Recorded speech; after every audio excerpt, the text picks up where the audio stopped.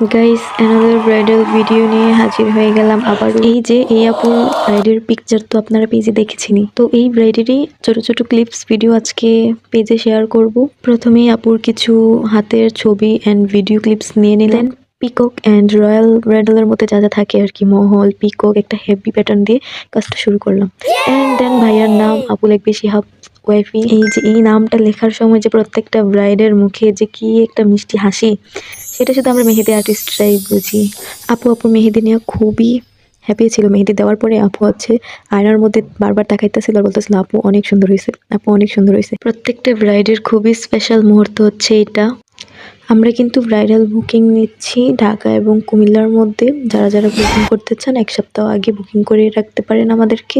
আর হচ্ছে ব্রাইডাল বুকিংয়ে কিন্তু অর্গানিক মেহেদি ফ্রি থাকবে। ডিটেলস জানতে আমাদের পেজে ইনবক্স করুন।